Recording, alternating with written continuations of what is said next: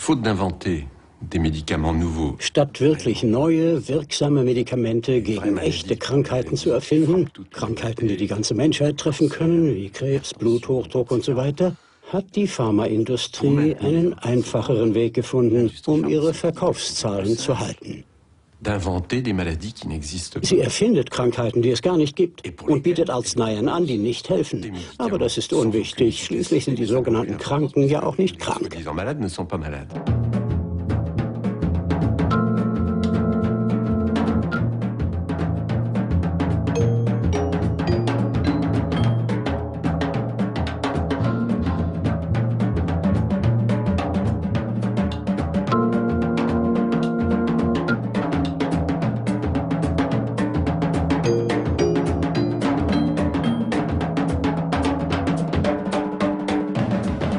It's that week before your period. The irritability, mood swings, bloating. Think it's PMS. It could be PMDD, premenstrual dysphoric disorder. Those intense mood and physical symptoms the week before your period. Call your doctor right away because this can be a sign of a serious medical condition. Autour des règles, les femmes, die Menstruation herum leiden Frauen vielleicht unter Gereiztheit, Angstgefühlen. Das war schon immer so und war der Grund für Ehekrisen.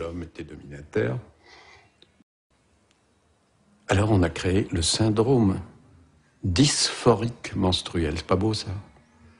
Retenez bien, le syndrome dysphorique menstruel. C'est-à-dire qu'au moment des règles, vous avez une dysphorie. Qu'est-ce que ça peut vouloir dire? Il faut remonter au grec, c'est pas bien précis. Bon, on peut traduire ça en disant que vous avez un comportement un peu instable dans cette période-là. Mais ça se traite. On va traiter ça. Avec quoi? Et là, vous tombez de votre chaise. Ça s'est passé aux États-Unis. Why live this way another month? Tell your doctor about any medications you're taking, or if you're pregnant, nursing, or plan to become pregnant.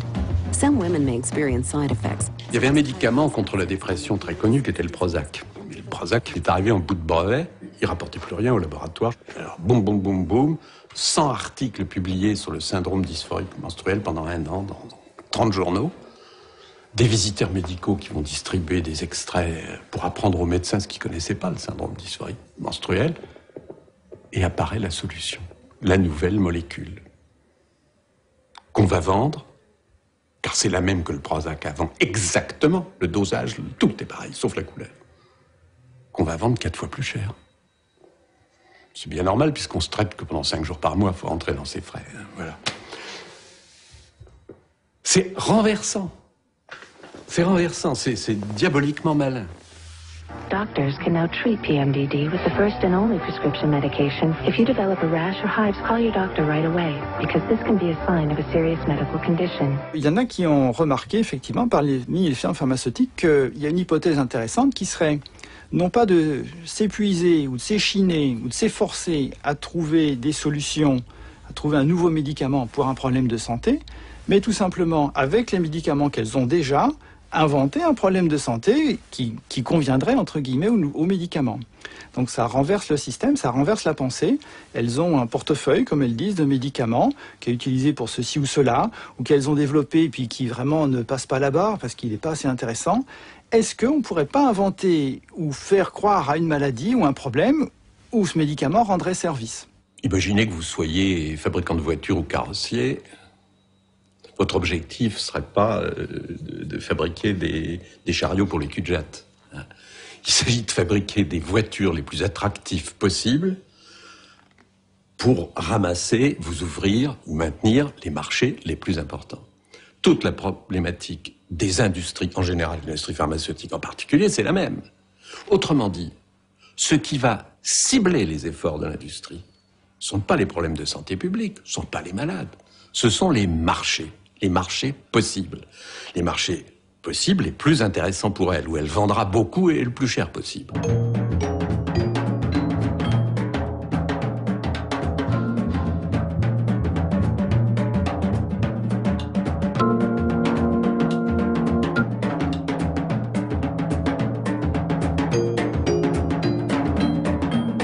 Donc les firmes dans cette ambiance de concurrence, à la recherche d'élargir toujours le marché, ont intérêt à faire évoluer les critères diagnostiques de la maladie. C'est clair que la plupart des gens ont une hypertension artérielle normale, puis quelques-uns, une petite proportion à 16 ou 17, comme on dit, 170 mm de mercure, puis encore moins ont 18 ou 180, et encore moins, etc. Selon le seuil qu'on choisit pour définir l'hypertension, il y a plus ou moins de patients, c'est-à-dire de clients, et donc plus ou moins de chiffres de vente et de marché. Donc, logiquement, beaucoup de firmes pharmaceutiques sont intéressées en tout cas, à ce que les critères de définition des maladies soient toujours plus élargis dans la durée et surtout dans les seuils, dans la définition de la maladie. Et pour 1000 adultes qui ont une hypertension au-delà de 160-90 mm de mercure, prendre le traitement antihypertenseur bien choisi, qu'on prend bien, au bout de 4 à 5 ans, sur les 1000, il va y en avoir 10 ou 20 qui auront évité un accident cardiovasculaire. Alors pour ces personnes-là, c'est très bien. On est content, prescrire est content d'avoir évité ça. Mais il faut avoir tout de même en tête l'ordre de grandeur. La grande majorité des personnes auront pris le médicament sans bénéfice pour leur santé. Bénéfice pour la firme, ça c'est sûr, mais pas pour leur santé. Et on comprend que si on baisse encore le seuil de l'hypertension, on va traiter encore plus de gens qui auront encore moins de bénéfices. Par contre, on va augmenter le nombre de gens exposés aux effets indésirables des médicaments, et puis on augmente le marché, bien entendu. I was active, eating healthy. I thought I was in great shape. So I was surprised when my doctor told me I still had high cholesterol. That really hit me and got me thinking about my health. I knew I had to get my cholesterol under control. I thought I was doing enough to lower my cholesterol, but I needed more help. What are you doing about yours? In the extreme, what they've been able to do is to persuade everybody. En poussant les choses à l'extrême, l'industrie pharmaceutique a réussi à nous convaincre que le taux de cholestérol des gens de 25 ans doit être la norme pour tous.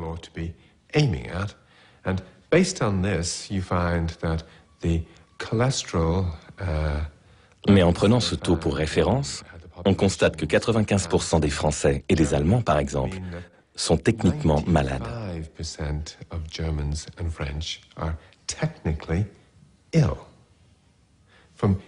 Du point de vue de l'industrie, c'est merveilleux. C'est un marché phénoménal. Ils peuvent dire à des masses de gens qu'ils doivent prendre des statines pour abaisser leur taux de cholestérol et ainsi réduire leur risque de crise cardiaque ou d'infarctus.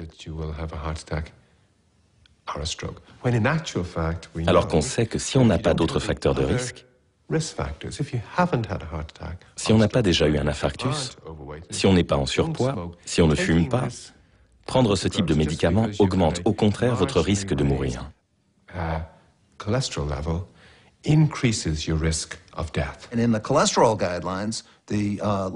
La dernière révision des normes anti-cholestérol américaines a eu lieu en 2001. Or, 9 des 14 experts qui ont fixé ces nouvelles recommandations avaient des liens financiers avec l'industrie pharmaceutique. C'est très important car ces nouvelles directives ont quasiment triplé le nombre d'Américains devant prendre des statines. On est passé de 13 millions à 36 millions. Et la plupart des 23 millions de personnes à qui l'on recommandait du jour au lendemain de prendre des statines n'avaient pas de maladie cardiaque.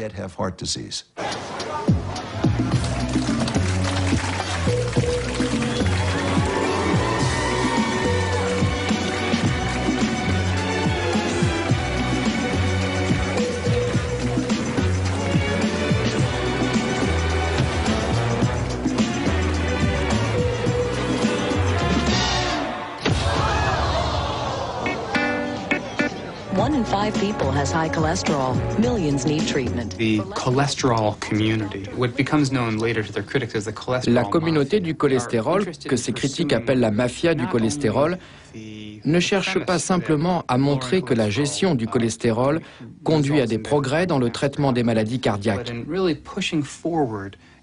Mais elle veut passer un message très fort aux Américains à plusieurs niveaux. Le niveau des individus consommateurs, celui plus spécifique des patients et celui des prescripteurs. Et donc, ils utilisent toutes sortes de moyens pour que la population se préoccupe du cholestérol. La campagne « Connaissez votre taux » vise à ce que les Américains s'identifient à leur taux de cholestérol, que chacun en ait conscience.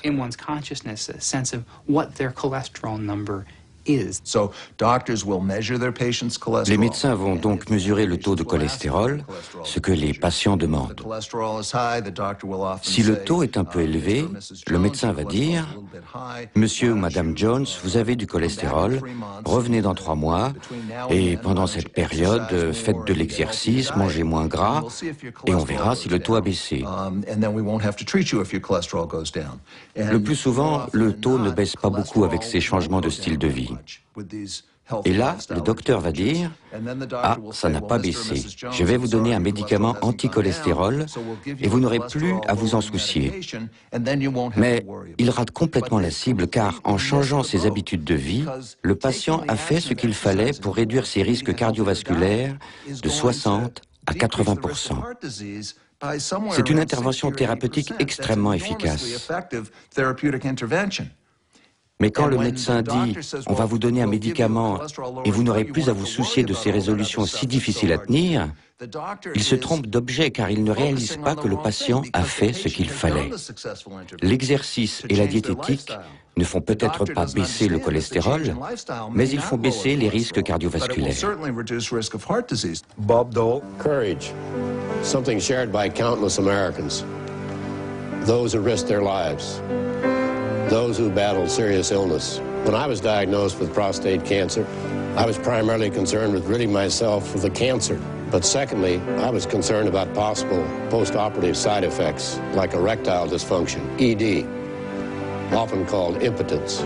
You know, it's a little embarrassing to talk about ED, but it's so important to millions of men and their partners. Bob Dole a perdu l'élection présidentielle américaine contre Clinton. Clinton non seulement était président, mais il n'avait sans doute pas besoin du médicament. Dole, lui, avait besoin d'argent pour rembourser sa campagne. Il est devenu le porte-parole de cette campagne d'information sur la maladie, puis le porte-parole du Viagra.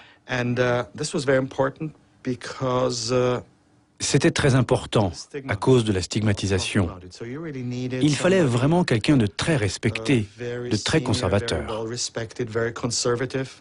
Vous ne pouvez pas choisir un hippie ou une vieille star du rock pour parler de la dysfonction érectile.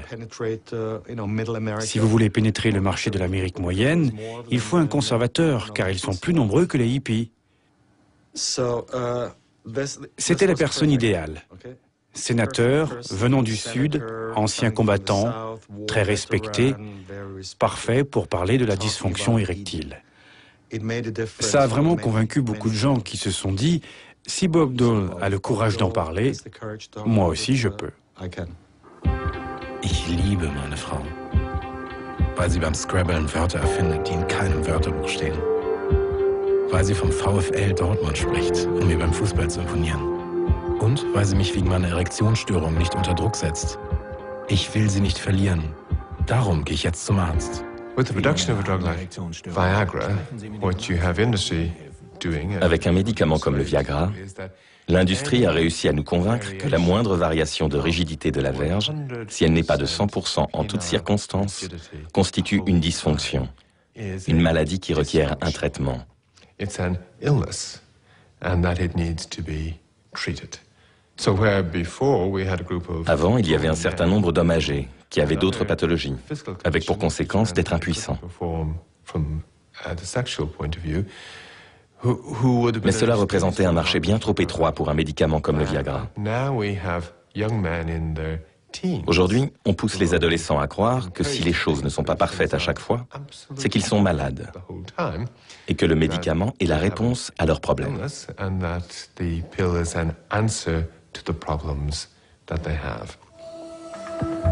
Peut-être que c'est la fatigue. Peut-être que c'est à cause du chien qui regarde. Peut-être que c'est le film qui a coupé mon élan. Peut-être que j'ai trop mangé. Peut-être que c'est à cause de la crise. Et si ça n'avait rien à voir?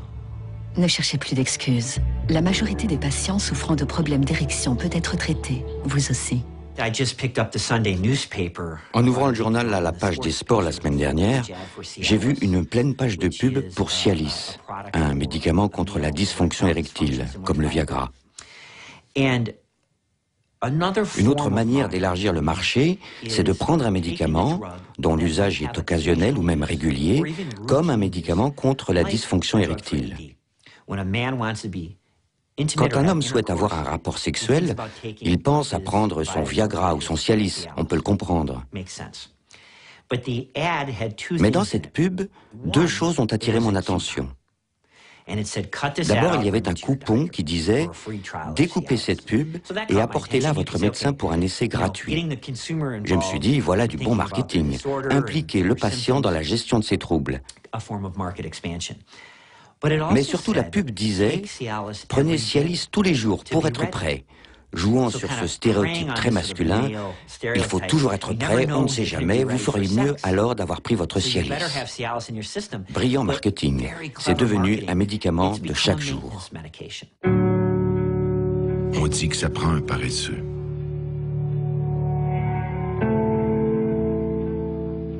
Qui baisse facilement les bras. Un faible. Quelqu'un qui manque d'ambition. Un irresponsable.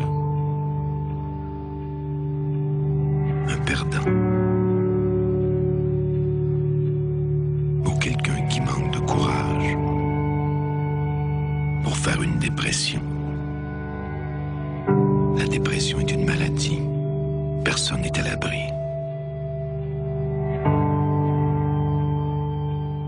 Un bon exemple de marketing d'une maladie, c'est celui de la dépression. Dans les années 60-70, l'anxiété était un diagnostic très répandu. La famille de médicaments pour traiter ces troubles étaient les benzodiazépines, comme le Librium et le Valium, et tous ces médicaments qu'on appelle les anxiolytiques. Le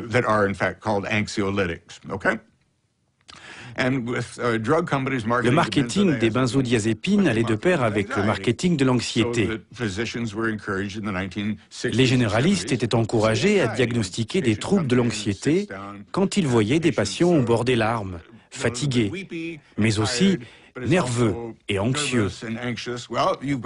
On leur disait, vous avez un trouble de l'anxiété, on va vous prescrire du Valium. Mais dans les années 80, on a réalisé que cette classe de médicaments rendait les patients accros. Médecins et malades sont partis en courant. Oh mon Dieu, on ne va pas donner des médicaments qui rendent les gens dépendants.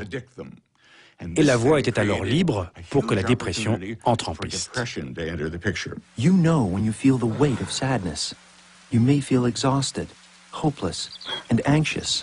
Whatever you do, you feel lonely and don't enjoy the things you once loved. Things just don't feel like they used to. These are some symptoms of depression, a serious medical condition affecting over 20 million Americans. This led industry to persuade people that ça a permis à l'industrie pharmaceutique de convaincre les patients qu'en fait, ils n'étaient pas anxieux. Que derrière ce qu'ils pensaient être leur anxiété, il y avait une maladie. Ils étaient déprimés. Et d'expliquer que cette maladie était causée par un déséquilibre de la sérotonine, mais que les médicaments étaient comme des vitamines, et qu'ils allaient remonter le niveau de sérotonine. Depression may be related to an imbalance of natural chemicals between nerve cells in the brain. You just shouldn't have to feel this way anymore. Only your doctor can diagnose depression. Everybody can recognize symptoms. Tout le monde peut en reconnaître les symptômes. La dépression est diagnostiquée quand on a au moins 5 symptômes sur une liste de 9 pendant une période d'au moins 2 semaines. Ces symptômes sont par exemple la tristesse, la perte de plaisir, la perte d'appétit, de concentration dans les tâches habituelles, et bien sûr, des pensées morbides, des ralentissements des mouvements, et ainsi de suite.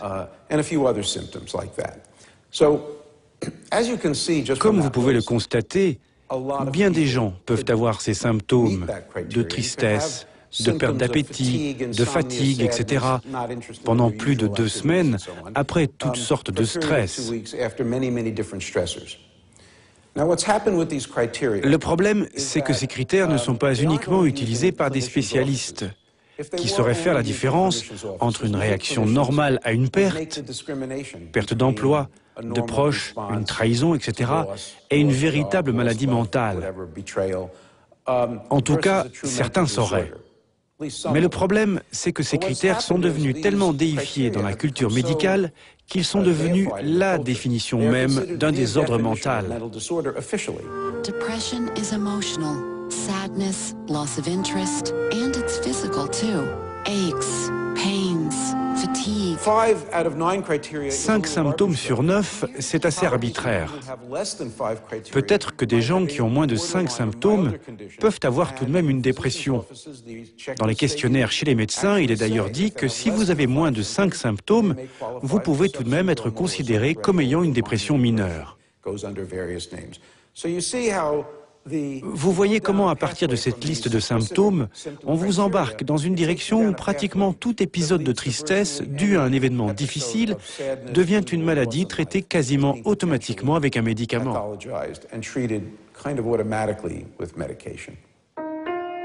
Il existe une maladie qui touche aujourd'hui plus de 3 millions de personnes en France. Une maladie qui peut vous empêcher de parler, de rire, de manger, de travailler, de dormir ou de vous lever le matin. À la fin des années 90, la famille d'antidépresseurs appelée inhibiteurs sélectifs de recapture de la sérotonine est arrivée en bout de brevet. L'industrie pharmaceutique avait donc un problème. Elle aurait pu inventer une nouvelle classe de médicaments plus efficaces et dire aux médecins: les patients que vous traitez pour dépression sont bien déprimés. Mais nous avons maintenant un nouveau médicament plus efficace.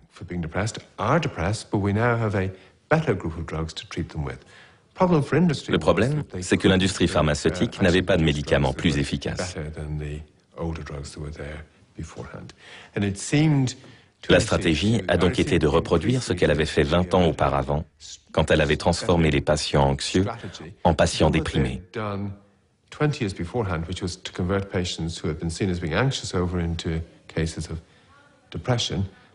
Cette fois, elle a convaincu les patients déprimés qu'ils étaient en fait bipolaires. Bipolar disorder is challenging and can affect your job, family, and friends. For years, I had severe mood swings, racing thoughts, unusually high energy, and was extremely irritable.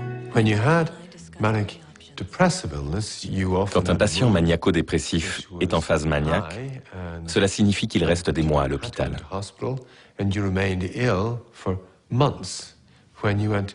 De même, quand il est en phase dépressive, c'est un trouble très sévère qui peut conduire au suicide. Et les gens sont hospitalisés pendant des mois. Du point de vue de l'industrie pharmaceutique, changer l'appellation maniaco-dépression en trouble bipolaire signifie qu'elle peut cibler les variations d'humeur normales que nous avons tous. Bipolar disorder is the same thing as manic depression. Knowing the name helps you understand what's happening to you, but it doesn't make it any easier to deal with.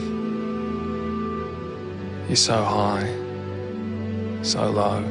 Bipolar 1 disorder, as it was termed, le trouble bipolaire 1, comme on l'appelle maintenant, correspond à la maniaco-dépression classique.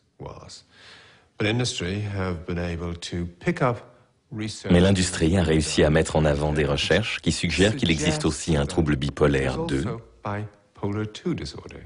bipolaire 3, bipolaire 4 et un spectre bipolaire.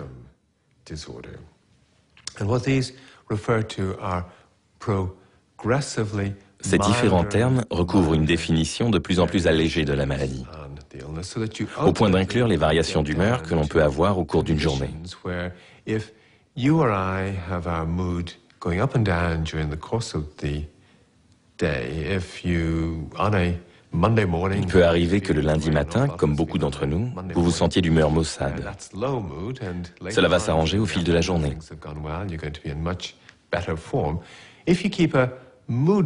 Mais si vous tenez un carnet d'humeur, comme l'industrie recommande de le faire, vous allez dessiner une courbe dans votre carnet. Et vous êtes conduit à penser, tout comme votre docteur, qu'une courbe comme cela, même au cours d'une même journée, est la première indication d'un trouble bipolaire.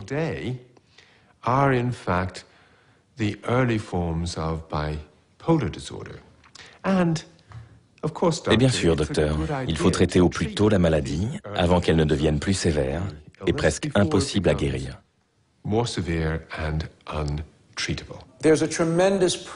Il y a une énorme pression aujourd'hui compte tenu de la définition de ces maladies et de la facilité à distribuer des médicaments pour les traiter. Une pression pour que les gens fonctionnent socialement à tout moment au maximum de leurs possibilités. Et si ce n'est pas le cas, s'ils sont entravés dans leur rôle, comme disent les psychiatres, alors c'est qu'il y a un problème et qu'il faut tout de suite le traiter avec un médicament. Cela peut se discuter, mais il me semble que dans le monde que nous construisons pour nos petits-enfants et arrière-petits-enfants, il n'y aura plus la possibilité d'exprimer toutes les émotions humaines.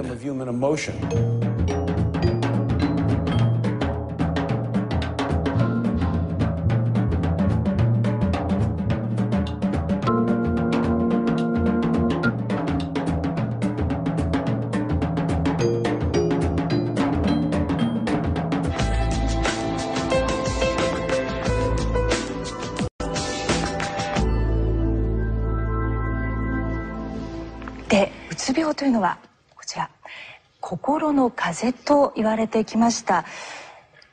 誰もがかかる可能性があるけれども治る病気であるという意味です。でその背景には優れた薬抗うつ薬の開発があります。うつ病になったらまず抗うつ薬を処方すると。実際に最新のアメリカの研究でも 65% の人にこの抗うつ薬は効果があるということが実証されています。In Japan gab es ein sogenanntes Mega-Marketing-Projekt. Mega-Marketing ist der Versuch, nicht nur die Meinung einzelner Menschen hinsichtlich eines Produkts zu beeinflussen, sondern das gesamte Umfeld zu verändern, in das ein bestimmtes Produkt platziert werden soll. いつからですか？うつかもしれないっていつから悩んでるんですか？いつから我慢してるんですか？うつは1ヶ月。1ヶ月辛かったらお医者さんへ。それ以上我慢しないでください。The Japanese psychiatric community. Die Psychiater in Japan meinten, dass Depression in ihrem Land nur selten vorkomme. Sie stellten diese Diagnose nicht häufig. Die Pharmaunternehmen gingen dort folgendermaßen vor. Sie betrieben in hochmoralischem Ton Lobbyarbeit bei der japanischen Regierung und behaupteten, die japanischen Patienten würden falsch behandelt. Dann finanzierten sie Antistigmatisierungskampagnen. Die Japaner sollten sich nicht schämen, wenn sie traurig oder depressiv waren oder wenn ihnen schien, dass etwas nicht stimmte. Sie sollten damit nicht einfach zu Hause bleiben, sondern zum Arzt gehen.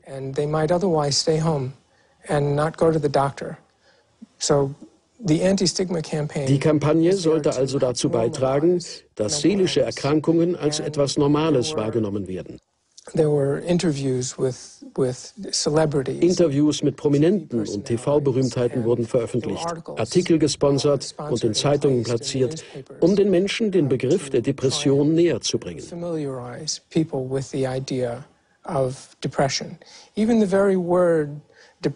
Das japanische Wort für Depression, Utsubyo, bezeichnet die typische Depression. Daher lancierten sie auch eine Anzeigenkampagne mit einem Slogan, der die Sache angenehmer klingen lassen sollte. Denn wenn die Leute den Begriff Utsubyo hörten, dachten sie gleich an Krankenhaus und schwerkranke Menschen. Also wurde der Begriff Kokoro no Kase erfunden. Schnupfen des Herzens oder Schnupfen der Seele. Bei diesem Begriff schwingen mehrere Bedeutungen mit. Zunächst einmal sind Erkältungen ziemlich alltäglich. Wer das hat, gehört nicht zu diesen Irren, die man einsperren muss. Nur ein Schnupfen, das haben viele. Und dann kann es eigentlich nicht so wild sein.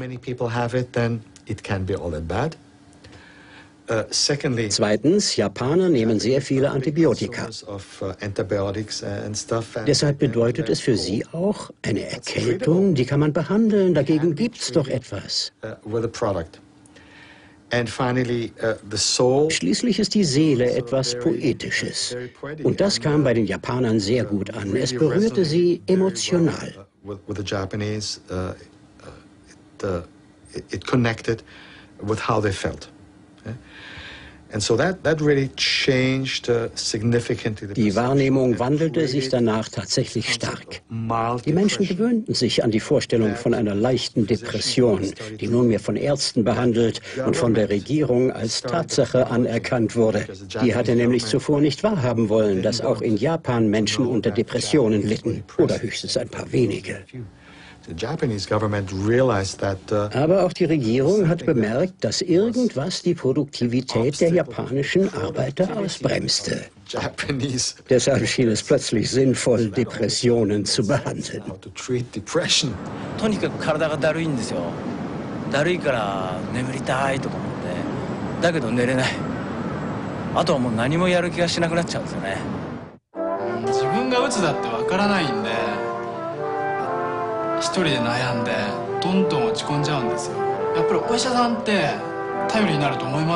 One important aspect was when the imperial court. Eine wichtige Rolle spielte das Eingeständnis des Kaiserhauses, dass die Kronprinzessin an einer Depression leide und deswegen behandelt werde. Suffering from depression and was being treated for depression.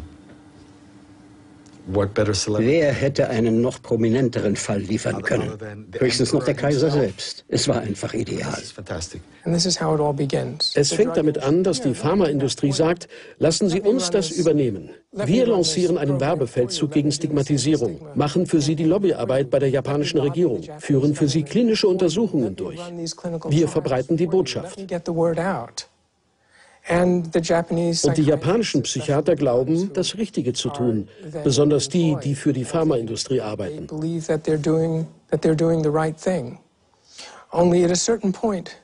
Aber ab einem bestimmten Punkt gehen die Interessen auseinander. Denn die, die kommerzielle Interessen verfolgen, wollen nicht aufhören, bis wirklich jeder Mensch, ob Mann, Frau oder Kind, ihr Mittel einnimmt, ihr Produkt verwendet. Das gilt natürlich in allen Branchen. Die Psychiater dagegen wollen vorher vom Zug abspringen. Wenn die Maschinerie aber erstmal angelaufen ist, gibt es praktisch kein Halten mehr.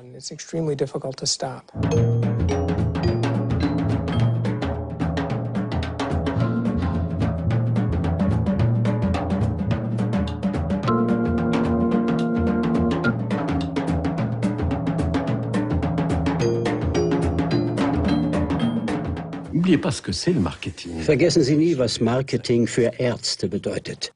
10 Besuche von Pharmareferenten in der Woche, die immer wieder dasselbe vorkauen. 1, manchmal 2 Stunden. Es bedeutet, die sogenannten medizinischen Zeitschriften, die der Pharmaindustrie gehören, wiederholen ständig dasselbe. Die Meinungsführer, die großen Medizinprofessoren, machen sich zum Sprachrohr, reisen von Hörsaal zu Hörsaal und preisen die spektakulären, eindrucksvollen Erfolge dieses oder jenes Medikaments. Natürlich gegen ein gewisses Entgelt. Da fällt es schwer zu widerstehen. Dieses Dokument macht deutlich, wer alles auf dem US-Markt für Psychopharmaka eine Schlüsselrolle spielt. Regulierende Instanzen, Die Kostenträger, die Lieferanten und Verteiler im Sozial- und Gesundheitssektor, die Hersteller. Und alle haben ein Umfeld. Patienten haben Freunde, Kollegen, gehören religiösen Gemeinden oder Lobbygruppen an. Hinter den regulierenden Instanzen stehen die Gesetzgeber, die Medien. Jeder Akteur in diesem System muss analysiert werden. Wer kann den Erfolg eines Mittels wie beeinflussen? Und die wichtigste Rolle spielt die Wissenschaft. Es geht darum, wie die Wissenschaft Ergebnisse produzieren kann, die alle Beteiligten davon überzeugt, dass eine bestimmte Behandlung die beste oder besser noch die einzig mögliche ist. So with 85% of our 85% aller klinischen Studien und 97% der einflussreichsten werden bei uns von Unternehmen finanziert. Dass sich das Präparat eines Sponsors als das Mittel der Wahl erweist, ist bei kommerziell finanzierten Studien 5-mal wahrscheinlicher als bei nicht kommerziell finanzierten Studien zu genau denselben Mitteln. Kein schlechter Schnitt. Those are pretty good odds. And we tend to think of scientific studies. Wir meinen immer, wissenschaftliche Studien seien objektiv und unvoreingenommen. Aber wenn wir uns genau ansehen, wie es läuft, dann finanzieren in Wirklichkeit die Unternehmen die Studien, um ihre Mittel besser verkaufen zu können. Die Firmen haben die Rechte an diesen Daten, so wie Coca-Cola das Recht am Coke-Rezept besitzt. Ein besonderer Erfolg der Pharmaunternehmen besteht darin, dass sie es geschafft haben, Ärzte mit ins Boot zu holen, die gar keine Verbindungen zu ihnen hatten, die nie einen Cent von ihnen bekommen hatten oder ihnen gegenüber sogar eher feindselig eingestellt waren.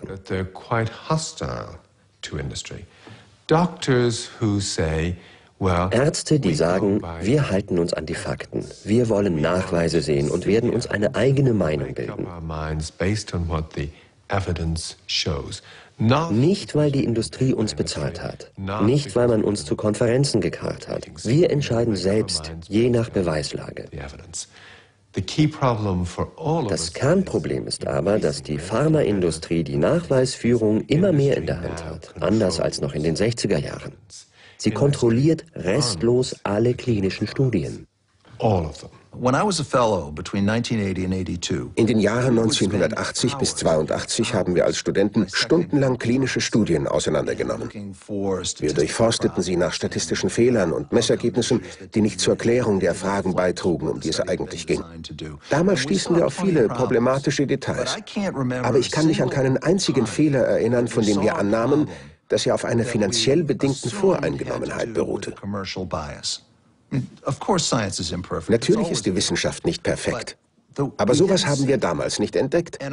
Unsere Professoren hatten auch keine Verbindungen zu Pharmaunternehmen. Das wäre für einen Professor undenkbar gewesen. Der Gedanke war schlicht absurd.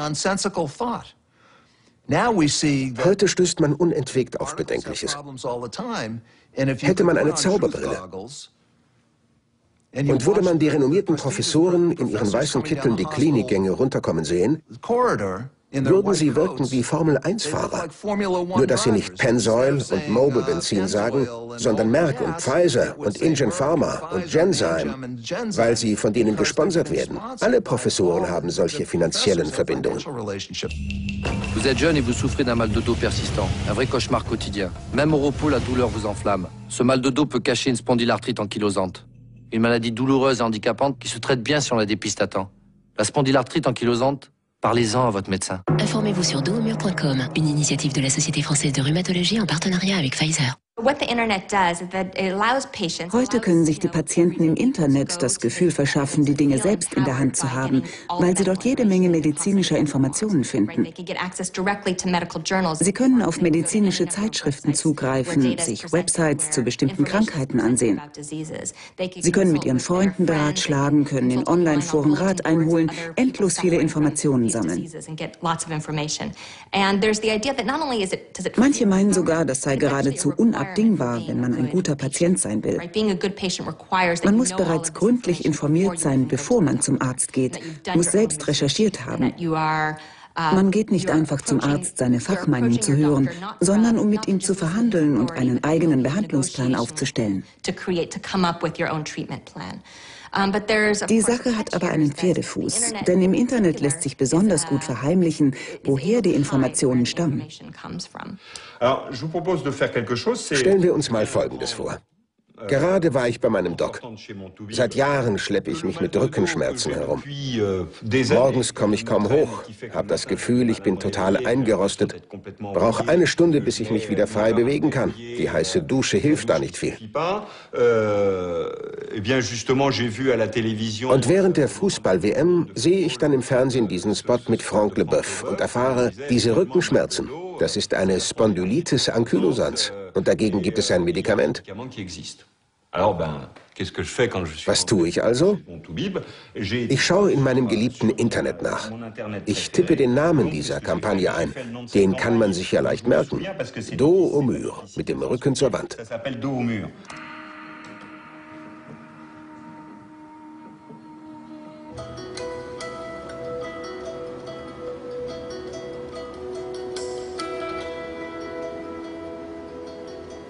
J'ai découvert ma maladie en 2000. Elle a été diagnostiquée suite à des douleurs répétées au niveau des cervicales. Alors la spondylarthrite ankylosante est un rhumatisme inflammatoire qui se caractérise par des douleurs nocturnes et des dérouillages matinales essentiellement. D'abord, Wenn ich da weiter zuhöre, erzählt er mir von seinen Rückenschmerzen und beschreibt genau seine Symptome. Abends ist er müde. Ja, bin ich auch. Morgens kann er sich kaum frei bewegen. Ja, kann ich auch nicht. Kurz, ich erkenne mich in seinem Bericht gut wieder. Also will ich mehr wissen. Ich habe gesehen, da gibt es einen Arzt. Les sociétés savantes, comme la Société française de rhumatologie, n'ont pas pour objectif unique de faire des travaux scientifiques dans des laboratoires qu'on appelle des travaux fondamentaux. Les sociétés savantes ont aussi pour mission de participer à toutes les actions qui conduisent à mieux connaître les maladies rhumatismales. Déjà, cette société savante, ça fait sérieux. Wissenschaftliche Gesellschaft, das klingt seriös. Aber ich sehe da was und staune. Hinter diesem Herrn, der Professor an einer öffentlichen Klinik ist, steht auf einer Wand Pfizer. Und zwar oben links und unten rechts. Das ist lustig. Ein befreundeter Marketingfachmann hat mir nämlich erklärt, dies sind die beiden wichtigsten Punkte in einem Bild, wenn in der Mitte eine Person steht. Dann ist dieser Bildausschnitt vielleicht kein Zufall. Aber was erzählt mir dieser Doktor da eigentlich? Ich fasse zusammen. 150.000 Menschen sind jährlich davon betroffen. Es sind junge Menschen und die Anzeichen sind letztlich ziemlich banal. So banal übrigens, dass dieser Professor selbst das Ganze als Rückenschmerzen der Jungen bezeichnet. Aber der macht mir ja richtig Angst, denn er sagt, meine Geschichte kann zu schwerwiegender Invalidität führen. Er jagt mir richtig Angst ein, sagt aber auch, es betrifft nur wenige, kann sehr wehtun, zu schwerwiegenden Behinderungen führen. Aber es gibt ein Mittel dagegen und das wird komplett von der Kasse übernommen. Par ailleurs, aujourd'hui, on dispose d'outils diagnostiques avec de la radiologie moderne qui peut permettre de faire des diagnostics plus précoces et surtout, on dispose aujourd'hui de traitements particulièrement efficaces depuis quelques années. Das Problem ist, das Medikament hat erhebliche Nebenwirkungen, die man noch nicht gut analysieren kann, weil es noch nicht lange genug eingesetzt wird. Allerdings wird vermutet, dass dieses Medikament das Herz-Kreislauf-System belastet und dass es zu Krebs führen kann. Was ich nicht sage ist, pro Behandlung kostet es knapp 2.000 €.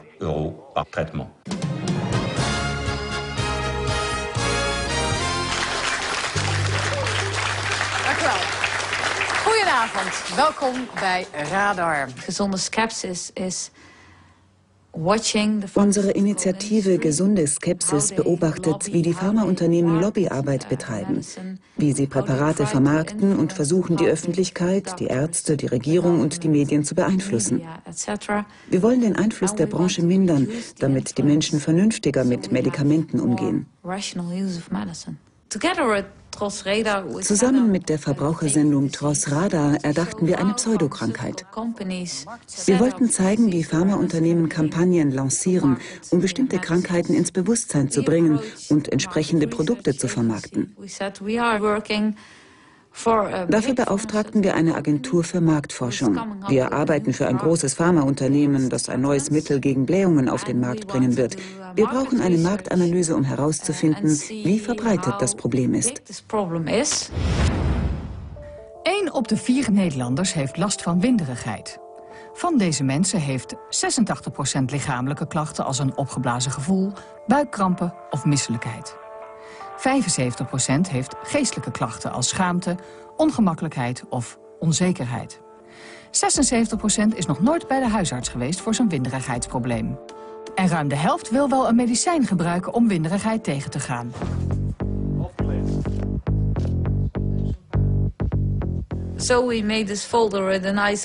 Wir entwarfen einen Prospekt, auf dem eine sympathische Dame mit Luftballons zu sehen war.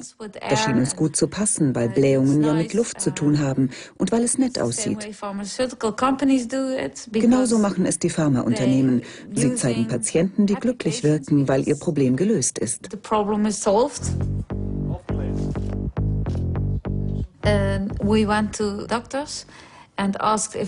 Bei Ärzten fragten wir an, ob wir unseren Prospekt ins Wartezimmer legen dürften. Damit waren sie einverstanden. Sie fanden die Kampagne toll und fragten gar nicht, wer denn dahinter stehe, ob das von einem Pharmaunternehmen ausgehe oder von einer Patienteninitiative. Das war ihnen egal. Das Faltblatt gefiel ihnen. Wir konnten es mitsamt unseren Plakaten einfach so in den Wartezimmern verteilen.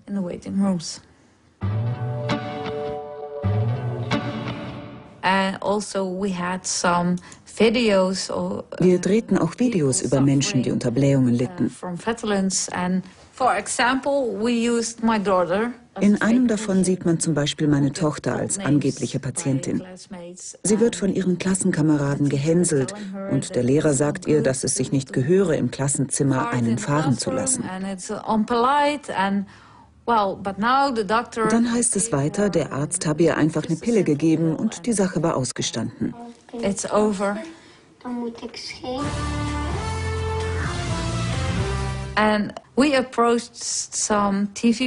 Wir wandten uns außerdem an verschiedene Fernsehprogramme, an Seifenopern, aber auch an Informationssendungen und fragten an, ob es möglich sei, dem Thema Blähungen etwas Aufmerksamkeit zu widmen. Sie sagten zu.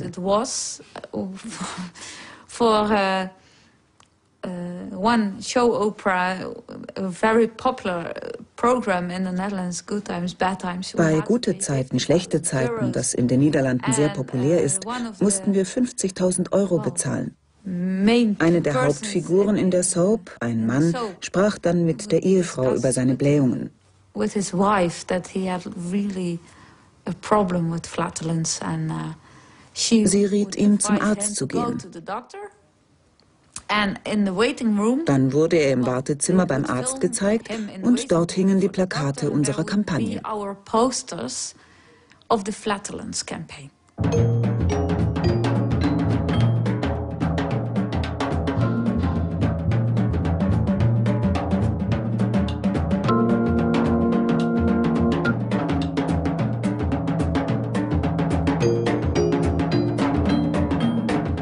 The polypill was announced 2003 wurde in einer Sonderausgabe des British Medical Journal die Polypille angekündigt. Ein Vorwort des Herausgebers deutete an, dies sei der wichtigste Artikel, den die Zeitschrift je veröffentlicht habe und vielleicht je veröffentlichen werde. Große Worte, wenn man bedenkt, dass die Polypille damals eine rein theoretische Angelegenheit war. Die Autoren des Artikels schlugen vor, künftig nicht mehr systematisch Blutdruck, Cholesterinspiegel, Diabetesrisiko und sonstige Werte vorsorglich zu prüfen und daraus abzuleiten, ob etwas verschrieben werden sollte. Stattdessen sollte einfach der gesamten Bevölkerung ab einem bestimmten Alter eine Pille gegeben werden, die aus Wirkstoffen gegen all diese Krankheiten gleichzeitig bestünde.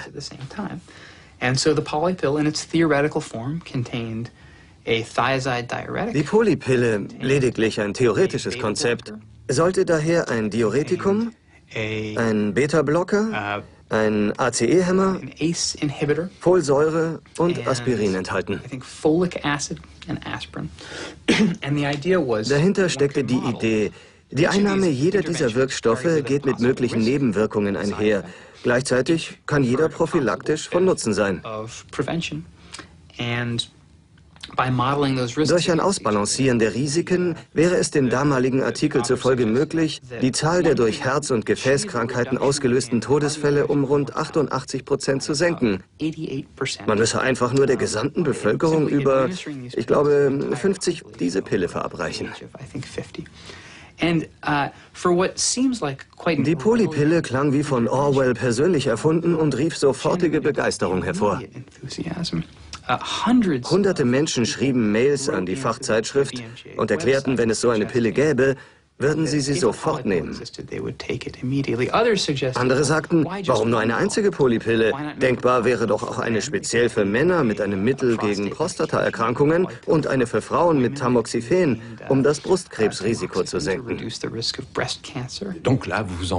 Und dann nehmen Sie den Rest Ihres Lebens, rund 30 Jahre, eine Tablette am Tag, um Krankheiten vorzubeugen, bei denen die Chancen teilweise 1 zu 100 stehen, dass Sie überhaupt bekommen. Was ist hier eigentlich los? Wie verrückt ist die Medizin geworden? Es ist jedes Gefühl dafür verloren gegangen, was man vernünftigerweise riskieren kann und was nicht.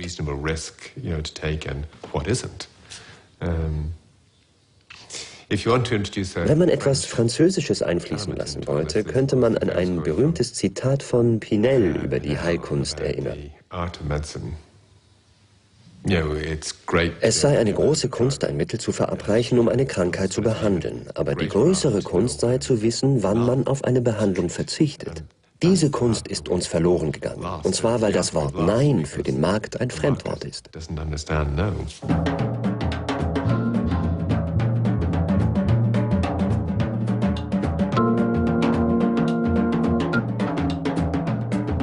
Gehen auch Sie bei Erektionsstörungen zum Arzt.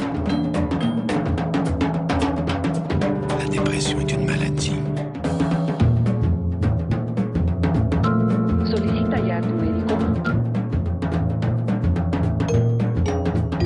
Y haz que los problemas de erección formen parte del...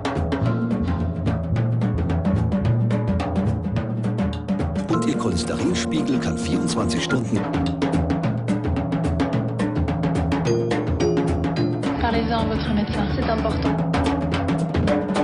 The Feel Better Solution.